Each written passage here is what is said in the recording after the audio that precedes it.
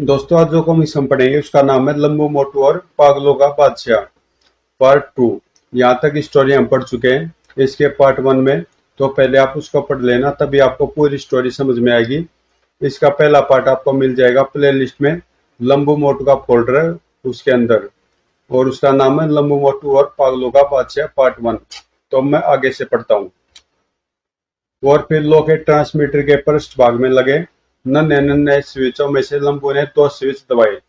Wireless set motorcycle की dicky में है, और फिर वायरलेस सेट के रिसीविंग सेट पर ही इंस्पेक्टर अंकल खुद मौजूद हो या न हो। इसके अतिरिक्त मोटरसाइकिल तक जाने और संपर्क करने में समय की बर्बादी के अतिरिक्त कोई लाभ नहीं, जबकि यही काम अपने इसी लोकेट ट्रांसमीटर द्वारा भी संपन्न हो सकता है। इसका रिसीविंग सेट इंस्पेक्टर अंकल की कलाई घड़ी में है। पुलिस स्टेशन में स्थित इंस्पेक्टर अंकल के ऑफिस में सर वैगन में से उतारे गए बेहोश बनमानुस तथा अन्य बेहोश स्थिर पुरुषों को आपके आदेश पर उनके होश में आने से पूर्व ही उठवा लिया गया और आपके द्वारा बताई गई इमारत गुप्त भवन के 3 अलग अलग कमरों में उन्हें बंद कर दिया था। फिर जब उन्हें होश आया तो बनमानुस इंसानी लहजों में चीखने चिल्लाने लगे थे। अरे हैं, यह लिबास किसने पहना है मुझे? लिबास नहीं नहीं, यह लिबास नहीं है, बल्कि हम वास्तव में बनमानुस बन गए हैं। वो किसने किया है? डॉक्टर अफलातून ने। डॉक्टर अफलातून ने हमसे हमारे असली जिस्म छीन लिए। उसने हमारे दिमाग बंद मानुसों में फिट करके हमें बंद मानुस बना दिया। इसी प्रकार उस कमरे में जहां स्त्रियों को बंद किया गया था, म्याऊं खो खो, इनमें बंदरों तथा बिल्लियों के दिमाग फिट कर दिए गए थे। म्याऊं गुर्र खो खो। जिस कमरे में पुरुषों को रखा गया था वहां बहुत हंगामा हुआ, जिस पर काबू पाने के लिए उन्हें बेहोश करना पड़ा, क्योंकि इनमें से कुछ पुरुषों के सिरों में खूंखार बनमानुसों के और बंदरों के दिमाग फिट किए गए थे।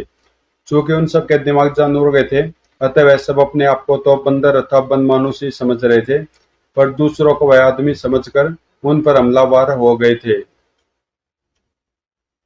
सच है सर, अगर उन सबको होश में आने से पहले ही उस इमारत में न पहुंचा दिया होता तो वह इस समय पूरे शहर में बिखर चुके होते। अपने सिर में फिट दिमाग की स्वाभाविक प्रक्रियाओं के अनुसार हरकतें करके पूरे शहर में दहशत फैला रहे होते। सारा शहर जान चुका होता कि डॉक्टर अफलातून ने एक और नया गुल खिलाया है, लेकिन उन्हें एक ही इमारत में कैद करके हमने डॉक्टर अफलातून की शहर में दहशत फैलाने की योजना फैल कर दी है। मगर तभी ओह, लंबू या मोटू अपने लॉकेट ट्रांसमीटर के माध्यम से संपर्क करना चाहते हैं। Ping ping.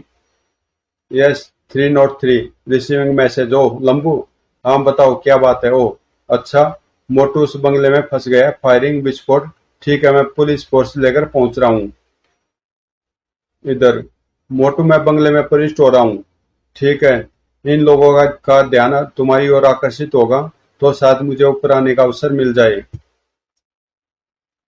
खट है, यह कैसी आवाज? ओह, लगता है इस रास्ते से जिससे ऊपर के कमरे में रखा सोफा नीचे आता है, कोई मेरी ओर आ रहा है।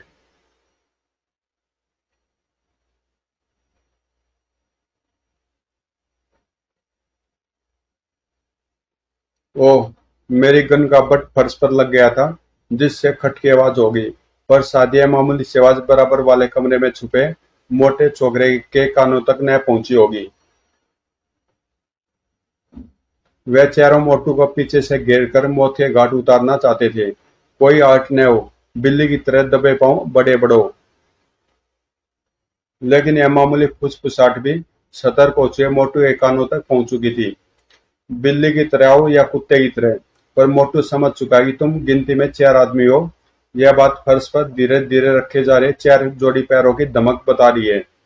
अब संभव है जैसे पीछे से दबे पांव चले जा रहे हमलावर मुझ पर फायरिंग करे, तभी सीढ़ियों के ऊपर स्थित दरवाजे पर भी हमलावर प्रकट हो जाए, और इस प्रकार वह मुझे दोनों ओर से घेर कर अपनी गन का निशाना बनाने की अचंद कोशिश करेंगे। पीछे से आने वाले हमलावर भी चालाक थे। उनमें से सिर्फ एक ने अंदर झाँका। है, कमरे में तो वह है ही नहीं।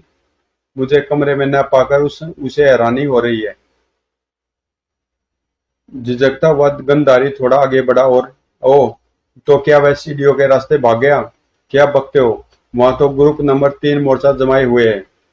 अरे वैरा, डरते झिझकते 3 गनधारी आगे बढ़ाए और जैसे उनमें से एक ने मोटू की ओर देखा,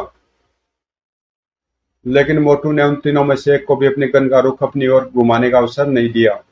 फायरिंग की आवाज के साथ ही सीढ़ियों के ऊपर एक व्यक्ति प्रकट हुआ, पर मोटू उस ओर से भी सावधान था। डर डर डर ओह! इस बीच पीछे से आने वाले उस चौथे व्यक्ति, जिसने आगे बढ़ चुके तीनों साथियों को फायरिंग का शिकार होकर लाशों में बदलते देखा था, ने सोचा, मोटू अब सीढ़ियों की दिशा में फायरिंग कर रहा है, अतः उसका ध्यान पीछे नहीं होगा।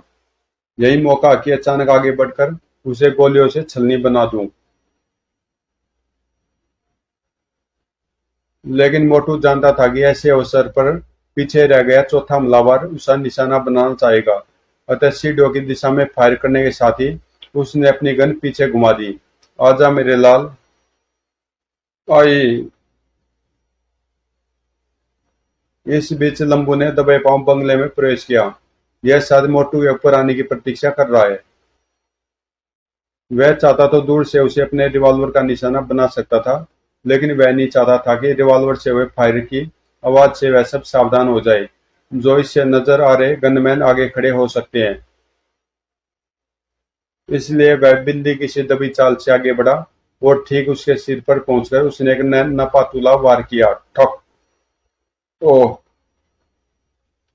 प्रहार करने के साथ ही लंबू ने दाएं हाथ फुर्ती से उसके मुंह पर रख दिया, ताकि हल्की सी कराहट की आवाज भी उसके मुंह से न निकले। बच्चों, अब आधे घंटे से पहले तुम्हारी आवाज नहीं खुलने वाली। इस बीच तुम्हारी यह स्वचालित गन तुम्हारे कुछ साथियों को, अगर उनका सौभाग्य हुआ तो तुम्हारी तरह बेहोश करके, और बदकिस्मती से उनके दुर्भाग्य का साया उनके सिर पर पड़ रहा हो तो यह गन उन्हें जहन्नुम पहुंचा देगी।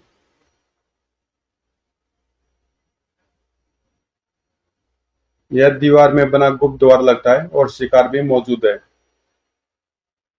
लंबू सांस रोककर बिल्ली की दबी चाल से शिकार के पीछे पहुंचा। तो यह होना चाहिए मोटू द्वारा कैप्सूल बम से उड़ाया गया सीढ़ियों के ऊपर वाला गुप्त द्वार। लेकिन यहाँ जैसे ही इस गंधारी के सिर पर चोट करूंगा, उसकी आवाज उनकी बदकिस्मती से आगे वालों के कानों तक पहुंच जाएगी। फिर उनके सिरों पर मंडराता उनके दुर्भाग्य का साया उनकी जान ले लेगा। फिर वही आवाज जो लंबू ने सोचा था। ठक। आ। ठ ठ ठ। मैं मौत हूं तुम्हारी।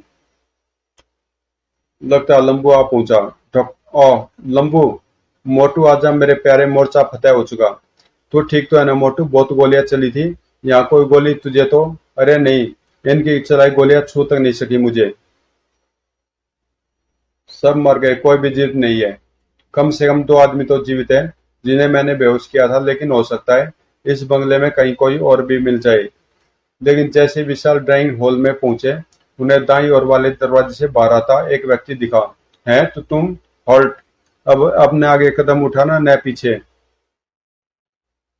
लंबू जिन 2 स्थानों पर वैगन रुकी थी और उसमें से स्त्री पुरुषों तथा वन मानुषों के बेहोश जिस्म उतारे गए थे, वहां इसी आदमी के हुक्म पर दूसरे लोग काम कर रहे थे, यानी कि यह यहाँ का लीडर है। तुम अकेले ही इस कमरे में हो या कोई और भी है अंदर? नहीं है। तो अंदर बैठे अकेले तुम क्या कर रहे थे लीडर साहब?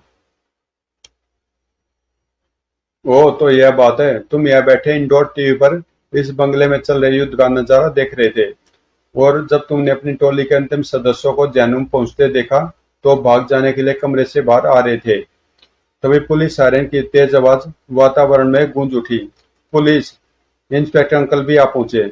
अब उन्हीं के सामने इनसे पूछताछ की जाए।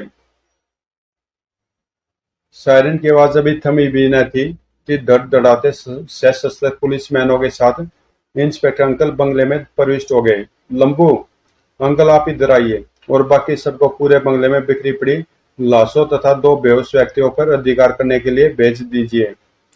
इंस्पेक्टर अंकल ने अपने साथ आए सशस्त्र पुलिस बल को आदेश दिया। बंगले को अपने अधिकार में ले लो। बेहोश व्यक्तियों को इस हाल में ले आओ। लाशों को यथास्थान पड़ी रहने दो। कोई मुकाबला करने वाला बचा हो तो उसे शूट कर देना। इनसे मिले अंकल। यह इस बंगले में ठहरे डॉक्टर अफलातून के गिरोह के लीडर हैं।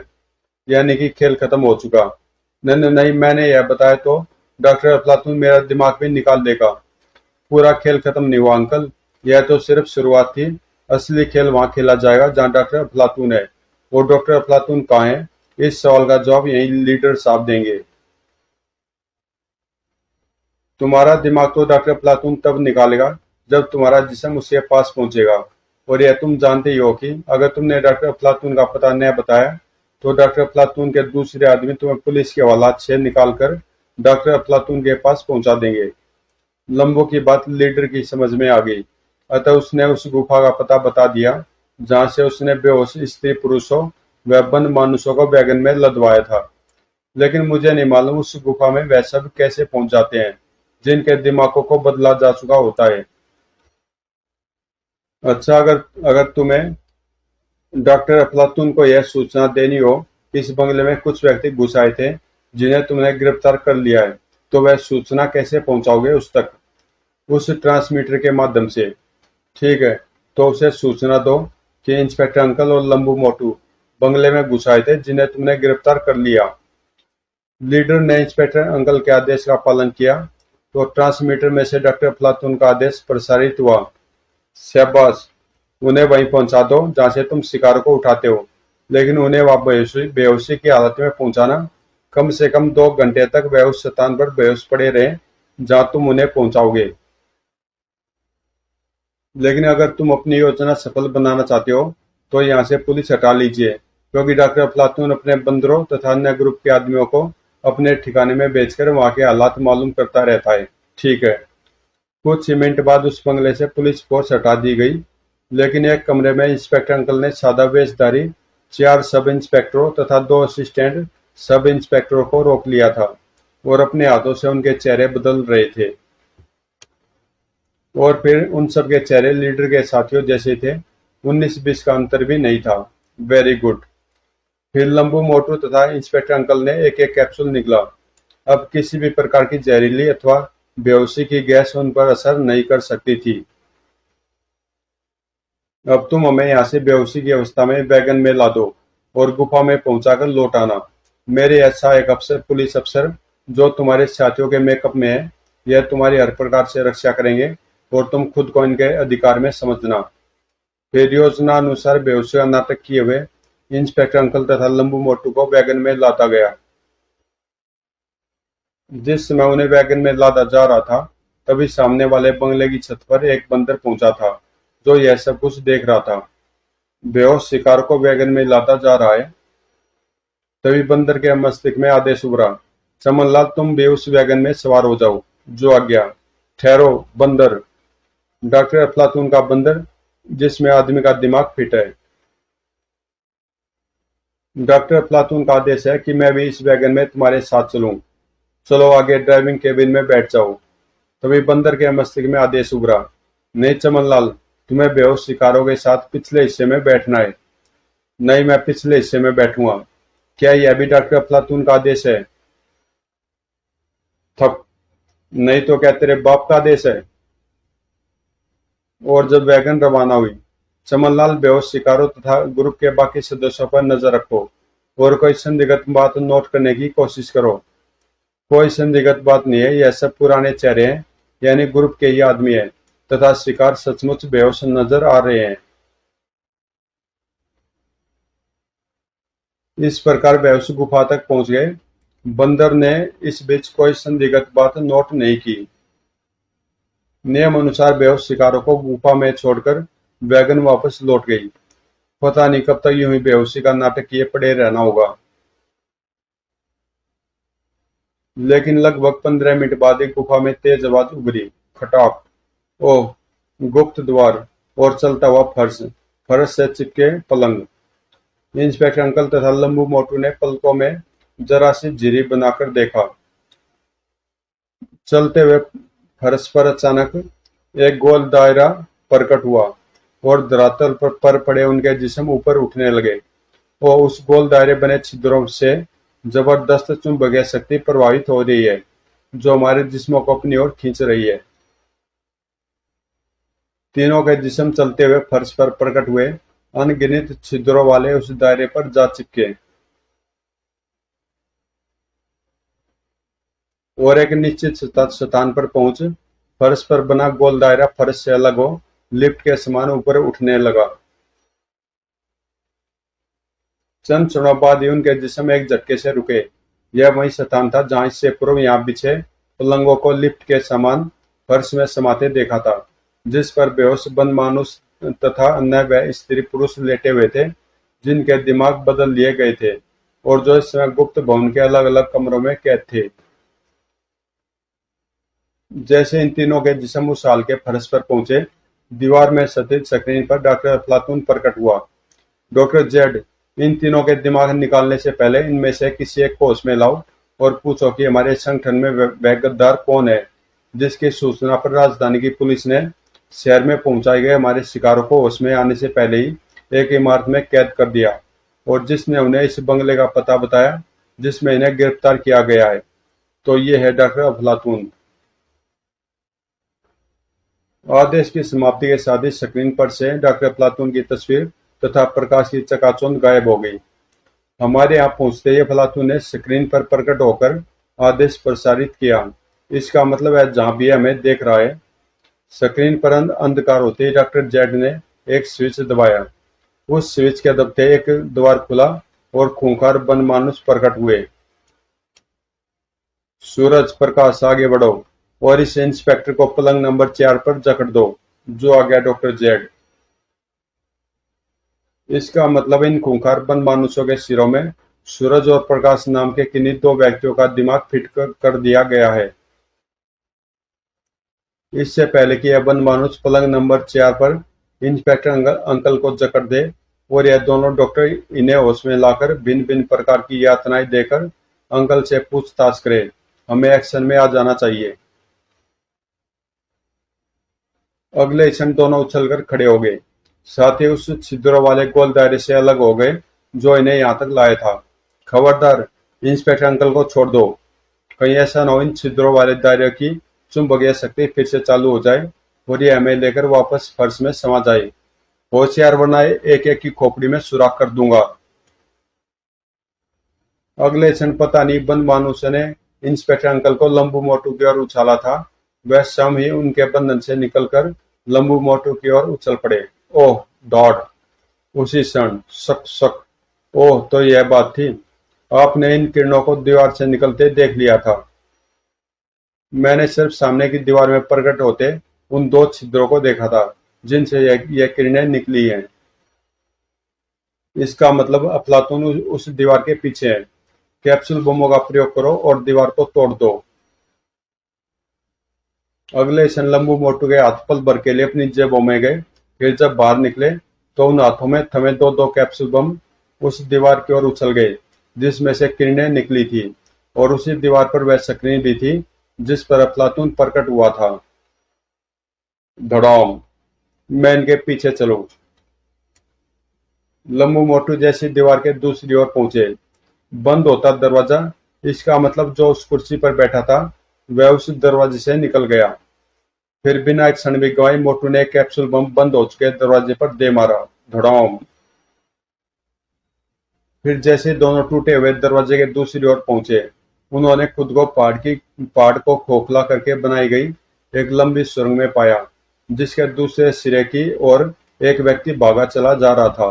मोटू, वहीं है अफलातून, देख, वह भाग जाना चाहता है। सुरंग से बाहर निकलते डॉक्टर अफलातून ने दीवार में लगा एक लीवर दबाया।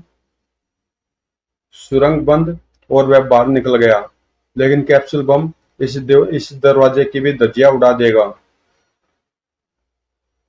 दोनों सुरंग से बाहर आए।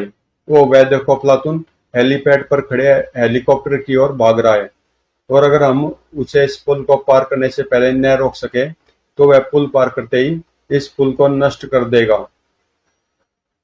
दोनों पूरी शक्ति से भागे।